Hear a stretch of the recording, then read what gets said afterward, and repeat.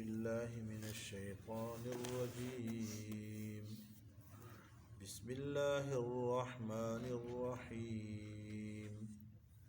ومن يرغب عن ملة إبراهيم إلا من سفه نفسه ولقد اصطفيناه في الدنيا وإنه في الآخرة لمن الصالحين. إذ قال له ربه أسلم قال أسلمت لرب العالمين.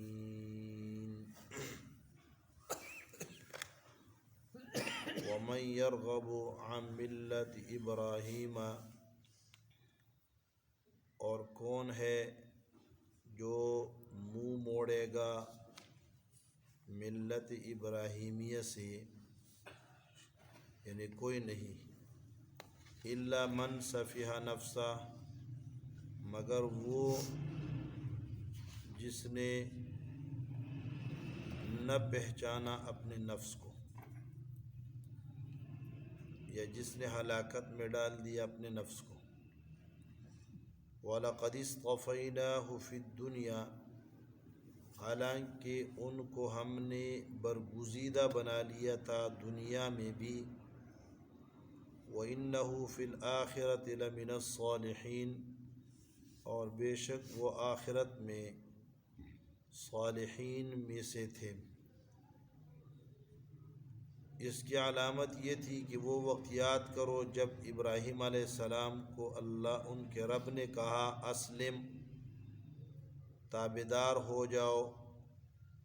قال، تو ابراہیم علیہ السلام نے کہا اسلمت لرب العالمین، میں تابع ہو گیا ہوں رب العالمین کا.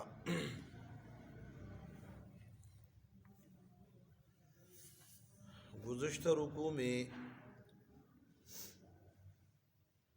مسئلہ رسالت و اثبات رسالت کے حوالے سے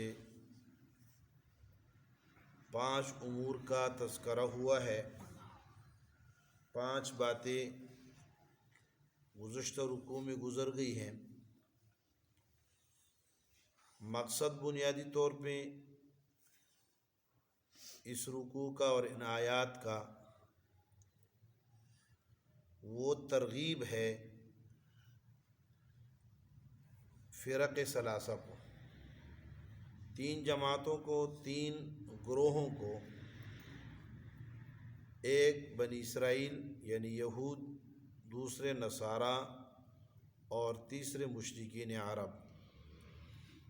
ان کو ترغیب ہے اس بات کی طرف کہ نبی آخر الزمان صلی اللہ علیہ وسلم کو تسلیم کر لو.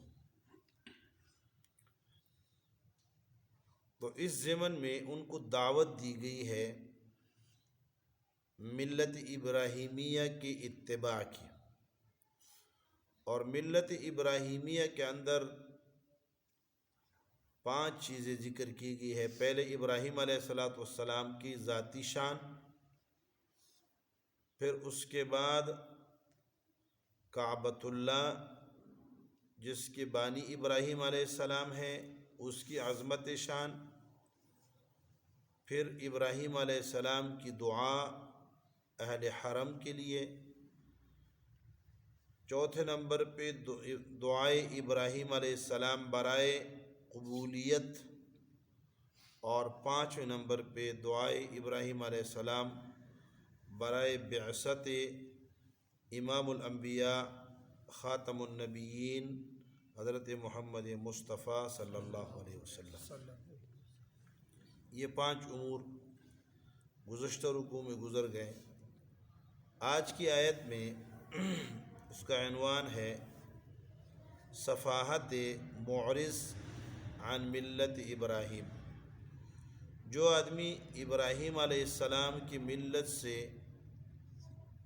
منہ موڑے گا تو اس کی حماقت اور اس کی صفاحت کا ذکر ہے کہ وہ بیوقوف ہے، وہ نادان ہے. تو فرمایا انداز جو ہے وہ استفہامیہ ہے، استفہام میں تقریر ہے، جیسے ہم کہتے ہیں نا کون ہے جو یہ کام نہ کرے، یعنی ہر کوئی یہ کام کرتا ہے۔ کون ہے جو مسجد میں نماز پڑھنے نہ جائے؟ کیا مطلب؟ یعنی ہر کوئی مسجد میں، ہر کسی کو مسجد میں نماز پڑھنے جانا چاہیے، اور جو نہیں جاتا وہ نادان ہے، وہ ناسمجھ ہے۔ کون ہے جو کیا ہے، جو اتنا بڑا نفع نہ کمائے، یہ انداز ہوتا ہے۔ تو فرمائے من یرغب عن ملت ابراہیم، کون ہے جو ملت ابراہیمیہ سے اعراض کرے گا۔ راغبہ یرغب، یہ عربی گرامر میں، عربی کلام میں اس کے بعد جب عن آتا ہے تو اس کے معنی ہوتے ہیں منہ موڑنا، اعراض کرنا، پشت پھیرنا۔ اور جب اس کے بعد الا آتا ہے، الا، تو اس کے معنی ہوتے ہیں مائل ہونا۔ راغب الیہ اے مال الیہ، اس کی طرف مائل ہوا۔ وَإِنَّا إِلَيْهِ رَاغِبُونَ، ہم اس کی طرف رغبت کرنے والے ہیں، میلان کرنے والے ہیں۔ اور اس کے بعد اگر با آئے، راغب بھی، تو اس کے معنی ہوتے ہیں ایک دوسرے پر ترجیح دینا۔ وَلَا يَرْغَبُوا بِأَنفُسِهِمْ عَن نَفْسِهِ، یعنی مسلمان آپ علیہ الصلاۃ والتسلیمات پر اپنے آپ کو ترجیح نہیں دیتے۔ وَلَا يَرْغَبُوا بِأَنفُسِهِمْ عَن نَفْسِهِ، اپنے نفسوں کو آپ علیہ الصلاۃ والسلام کے نفس سے راجح نہیں سمجھتے، بہتر نہیں سمجھتے۔ تو راغب، راغبہ الیہ میلان کرنا، راغبہ عنہ اعراض کرنا، راغبہ بھی ترجیح دینا، بہتر سمجھنا۔ تو یہاں یہ عن کے ساتھ استعمال ہوا ہے۔ فرمایا وَمَن یرغب، کون اعراض کرتا ہے، کون منہ موڑتا ہے، یعنی کوئی نہیں موڑتا، الا من سفیہ نفسہ، مگر وہ جس نے اپنے نفس کو نہیں جانا۔ سفیہ یہ سفاہت سے ہے۔ سفاہت یہ حلم کے بھی ضد آتا ہے، اور یہ علم کے بھی ضد میں آتا ہے۔ سفیہ علم کا بھی متضاد ہے، اور سفاہت جو ہے یہ کس کے، یہ حلم، بردباری کی بھی کیا ہے، اس کے بھی متضاد ہے۔ تو کہتے ہیں من سفیہ فلان سفیہ، اصل السفاہت الخفت، سفاہت کے اصل کیا ہے، خفت ہے، یعنی خفیف ہونا، ہلکا ہونا۔ اور سفیہ اس آدمی کو کہتے ہیں جو شہوت اور خواہشات، خواہشات نفسانیہ اور شہوت کی بنیاد پہ کسی کام کو جلدی کر جائے، اور ولا ينظر الى عواقبه ومضاره، اس کے انجام اور اس کے نقصانات کو نہ دیکھے۔ خواہشات نفسانیہ غالب ہے، بس دوڑ پڑا ہے، یا کیا ہے، اس کے اوپر شہوت غالب ہے، اور قوت شہوانیہ کے غلبے کی وجہ سے وہ ایک عمل کر جاتا ہے، نہیں دیکھتا کہ اس کا نقصان کتنا ہے۔ اس کو کہتے ہیں فلان خفیف اے سفیہ، سفیہ اے خفیف، فلان سفیہ ہے یعنی خفیف ہے۔ اور سفاہت کے اندر جہل کے معنی بھی ہے۔ تو من سفیہ نفسہ، من جہل نفسہ، یعنی جس نے اپنے نفس کو نہ پہچانا۔ اب نفس کی پہچان کیا ہے؟ آپ علیہ الصلاۃ والسلام نے فرمایا من عرف نفسہ عرف ربہ، جس نے اپنے آپ کو پہچان لیا اس نے اپنے رب کو پہچان لی۔ تو بھئی یہ کیسے ہے؟ جس نے اپنے آپ کو پہچان لیا اس نے رب کو پہچان لیا۔ وہ اس لیے کہ جب بندہ اپنے آپ کو پہچانتا ہے تو اس کا معنی یہ ہوتا ہے کہ میں عاجز ہوں، میں کمزور ہوں، میں فنا ہونے والا ہوں۔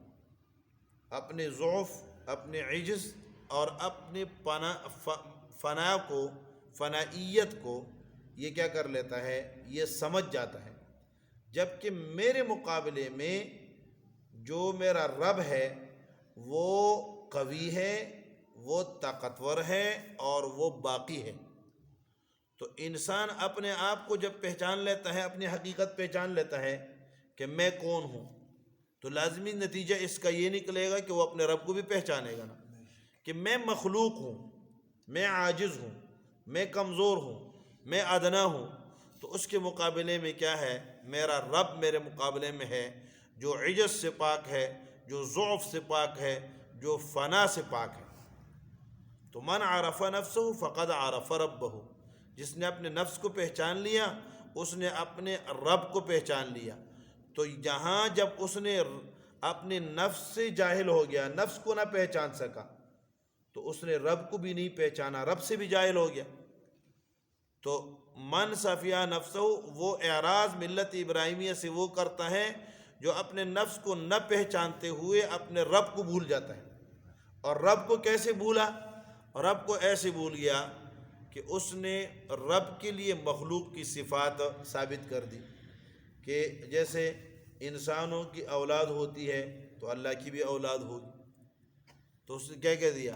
عیسائیوں نے کہہ دیا مسیح ابن اللہ، عیسیٰ اللہ کا بیٹا ہے۔ یہودیوں نے کہہ دیا عزیر ابن اللہ، عزیر اللہ کے بیٹے ہیں۔ اور مشرکین مکہ نے کہہ دیا الملائکۃ بنات اللہ، ملائک اللہ کی بیٹیاں ہیں۔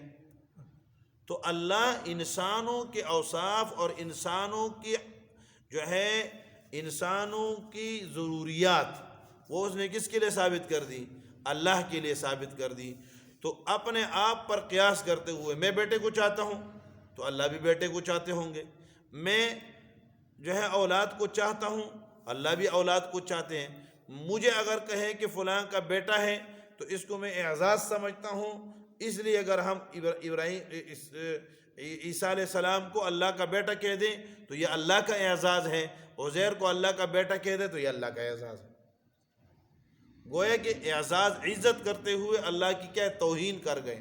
اللہ رب العالمین، حدیث قدسی ہے، اللہ رب العالمین فرماتے ہیں بندہ مجھے کیا کہتے ہیں، بندہ مجھے گالی دیتا ہے، بندہ شتمنی عبدی، میرے بندے نے مجھے گالی دی، اور اس کو یہ حق نہیں تھا کہ وہ مجھے گالی دیتا۔ تو پھر فرمایا کہ جعل لی ولدا، میرے لیے بندے نے اولاد کو ثابت کیا، ولم اکن الد ولم اولد، حالانکہ میں تو لم یلد ولم یولد ذات ہوں، نہ میں نے کسی کو جنا ہے اور نہ میں کسی سے جنا گیا ہوں۔ لہذا جب میری ذات ایسی ہے تو گویا بندہ مجھے کیا کہہ رہا ہے، گالیاں دے رہا ہے جب وہ کہتا ہے کہ اللہ رب العالمین، اس لیے قرآن میں اللہ رب العالمین نے فرمایا کہ تکاد السماوات یتفطرن من فوقہن، شاید آسمان قریب تک کہ آسمان پھٹ جاتا، آسمان پھٹ جاتا، ان دعوا للرحمن ولدا، اس بات پر کہ لوگوں نے اولاد اللہ رب العالمین کے لیے اولاد بنائی۔ تو فرمایا وہ ملت ابراہیمیہ سے وہ منہ موڑتا ہے جو سفیہ ہے، جو اپنے آپ کو نہیں پہچان سکا، جو اپنے آپ کی تعریف نہ کر سکا، جو اپنے آپ کو نہ پہچان سکا، تو وہ کیا کرے گا، اس نے ملت ابراہیمیہ سے منہ موڑا۔ اور وہ کون تھے؟ وہ یہود و نصارہ، مشرکین مکہ اور مجوس، جتنے بھی ادیان جو ہے نا غیر ادیان پر لوگ رہے، ان سارے کے سارے وہ کیا ہو گئے، وہ ملت ابراہیمیہ سے بھٹک گئے۔ اور قرآن نے اعلان کیا ما کان ابراہیم یہودیا ولا نصرانیا ولکن کان حنیفا مسلما، تو جو مسلمان ہیں وہ ملت ابراہیمیہ پر ہیں۔ اللہ نے کیا کر دیا، فیصلہ کر دیا۔ تو فرمایا کہ نادان اور بیوقوف وہ ہیں جو ملت ابراہیمیہ سے منہ موڑ رہا ہے۔ من صفیہ نفسہ، اس لیے اپنے آپ کو پہچاننا چاہیے۔ یہ بندہ جو اللہ کا نافرمان بنتا ہے تو یہ اپنے آپ کو بھول جاتا ہے کہ میں کیا ہوں، اپنی حقیقت کو بھول جاتا ہے۔ اس لیے اپنی حقیقت کو سمجھنا انتہائی ضروری ہے۔ اور میری حقیقت کیا ہے؟ میری حقیقت یہ ہے کہ میں ایک گندے پانی سے، گندے پانی سے میری تخلیق ہے، اور آخر کار میں نے کیا منہا خلقناکم وفیہا نعیدکم ومنہا نخرجکم تارۃ، میں مٹی سے بنا ہوں اور مٹی کا ہوں، مٹی ہو جاؤں گا۔ یہ انسان اپنے آپ کو سمجھے۔ یہ مسئلہ بگڑا اس لیے ہے کہ ہم اپنے آپ کو بھول گئے، اپنے آپ کو نہیں سمجھ پا رہے کہ میں، اس لیے ہمارے اندر کبر بھی آ جاتا ہے، نخوت بھی آ جاتی ہے، تکبر بھی آ جاتا ہے، بڑائی بھی آ جاتی ہے، پتہ نہیں میں کیا کیا کہ حالانکہ وہ مولانا طارق جمیل صاحب کہتے ہیں ہماری ساتھ تو غبارے کی ہے، اور غبارے سے ہوا نکال لو بات ختم۔ ہم سے ہوا نکلی اور کیسی نکلتی ہے اللہ اکبر، پتہ ہی نہیں لگتا۔ ابھی میں پچھلے فوتگی پی گیا ہوں، ہمارے عزیز آئے ہیں، جنازے میں ہیں، نوجوان 52-53 سال عمر کے، جنازے میں شریک ہوئے ہیں، 2 تکبیریں پڑھی ہیں، تیسری تکبیر میں پہنچ نہیں سکے، دوسرے کے جنازے میں شرکت، اپنا جنازہ نکل گیا۔ یہ ہماری حقیقت ہے، ایک قدم اٹھاتے دوسرا نہیں اٹھا سکتے۔ اس لیے فرمایا کہ وہ نادان ہے، بے وقوف ہے، جو اپنے آپ کو نہیں سمجھ پا رہا۔ اللہ رب العالمین ہمیں اپنی حقیقت سمجھنے کی توفیق نصیب فرما دے۔ تو فرمایا جس نے اپنے آپ کو نہ پہچانا اس نے اپنے رب کو بھی نہ پہچانا۔ اس لیے ابراہیم اللہ رب العالمین نے حضرت داؤد علیہ السلام سے کہا، یا داؤد، اے داؤد، مجھے بھی اپنے آپ کو بھی پہچان لے اور مجھے بھی پہچان لے۔ تو داؤد علیہ السلام نے پوچھا، یا رب کیف اعرفک واعرف نفسی، آپ کو کیسے پہچانوں گا اور اپنے آپ کو کیسے پہچانوں گا؟ تو اللہ رب العالمین نے فرمایا اپنے آپ کو پہچانو کہ میں عاجز ہوں، میں کمزور ہوں، میں ضعیف ہوں، میں فنا ہوں، اور مجھے پہچانو کہ میں طاقتور ہوں، میں با اختیار ہوں، میں قوت والا ہوں، میں باقی ہوں۔ یہ میرے اور تیرے درمیان فرق یہ ہے، بندے اور خدا کا فرق یہ ہے کہ بندہ اپنے آپ کو اللہ کا عاجز بندہ سمجھے اور اپنے رب کو با اختیار، قوی اور دائمی اور ہمیشہ ہمیشہ والا سمجھے۔ تو فرمایا الا من صفیہ نفسہ جاہلا نفسہ، اپنے آپ سے یہ آواز نے کہا ہے کہ من صفیہ نفسہ، اے من صفیہ فی نفسہ، من صفیہ نفسہ جو اپنے آپ کے اندر اپنے دل ہی سے کیا ہے بے وقوف ہے۔ وَلَقَدِ اصْطَفَيْنَاهُ فِي الدُّنْيَا، یہ رد ہے ان بیوقوف پر کہ جو ملت ابراہیمیہ سے منہ موڑ گئے۔ کیوں؟ جس کا بانی اللہ رب العالمین کا مصطفیٰ ہو، مصطفیٰ چنا ہوا۔ وَلَقَدِ اصْطَفَيْنَاهُ فِي الدُّنْيَا، ہم نے ان کو چن لیا تھا دنیا میں اپنا قرب کا مقام عطا کر دیا تھا، نبوت اور خلت سے خلیل بنا دیا تھا، نبوت اور خلت سے نواز دیا تھا، اور ہم نے ان کو اپنا خلیل بنا لیا تھا۔ تو دنیا میں بھی وہ برگزیدہ تھے۔ اب اگر تم دنیاوی جاہ و جلال، دنیاوی مناصب اور مراتب پر اتراتے ہو اور کہتے ہو کہ ہمارے پاس بڑے بڑے مرتبے ہیں، تو ملت ابراہیم علیہ السلام جو ملت ابراہیمیہ کے بانی ہے، اس کو رب العالمین نے دنیا میں سب سے برگزیدہ کر دیا، سب سے اعلیٰ مقام اور درجہ عطا فرما دیا۔ اور اعلیٰ مقام کیا ہے؟ مذہبی مناصب، دینی مناصب، جسے اللہ رب العالمین قرآن کا معلم بنا دے، جسے اللہ رب العالمین دین کا معلم بنا دے، یہ دنیا کا سب سے بڑا منصب ہے۔ قرآن کا معلم ہونا یہ سب سے بڑا منصب ہے۔ اور یہ جو عوام ہوتے ہیں نا، یہ عجیب بات کرتے ہیں۔ ایک دفعہ مولانا بنوری صاحب کے پاس ایک آدمی ہے، جو ایوب جان بنوری صاحب پشاور والے تھے، کہتے ہیں مجھے ناظرہ پڑھاؤ۔ تو ایوب جان بنوری صاحب کے منہ سے نکل گیا کہ بھائی میں تو بخاری اور بڑی بڑی کتابیں پڑھاتا ہوں، بابا ناظرہ کسی طالب علم سے پڑھ لو۔ انہوں نے کہا بنوری صاحب عجیبہ سڑے، اللہ کی کتاب توڑو کیا ہوئی اور بخاری تو مسلم تغٹ ہوئی۔ عوامی ایک آدمی مولوی صاحب جا رہے تھے نا مناظرے پہ، تو اس نے کہا کہ مولوی صاحب مجھے بھی ساتھ لے جاؤ۔ ایک ساتھی نے کہا نا، انہوں نے کہا مجھے بھی ساتھ لے جاؤ۔ انہوں نے کہا آپ کو کس لیے لے جاؤں؟ کہتے ہیں آپ مسئلے کریں گے، میں تسلے کروں گا۔ تو انہوں نے کہا وہ تسلے کیا ہوتے ہیں؟ وہ کہتے ہیں وہ آپ وہاں بتاؤں گا۔ تو جب وہ مناظرہ کرنے گئے تو مناظر نے، سامنے والے بندے نے پوچھا کہ مولوی صاحب بتاؤ، اچھا تم کہتے ہو کہ اللہ کی ذات نے یہ جو ہے پہاڑ یہ آسمان اللہ نے بنائے ہیں، تو جب یہ آسمان بنا رہے تھے اور اس کو رندہ کیا ہے تو وہ جو بورا ہے وہ کدھر چلا گیا؟ تو مولوی صاحب کے پاس کتابوں میں تو یہ مسئلے ہوتے ہی نہیں ہے نا۔ تو انہوں نے کہا کہ وہ حیران ہو گیا۔ تو اس شاگرد نے، وہ جو ساتھ عام آدمی گیا تھا، اس نے کہا اس کا جواب میں دیتا ہوں۔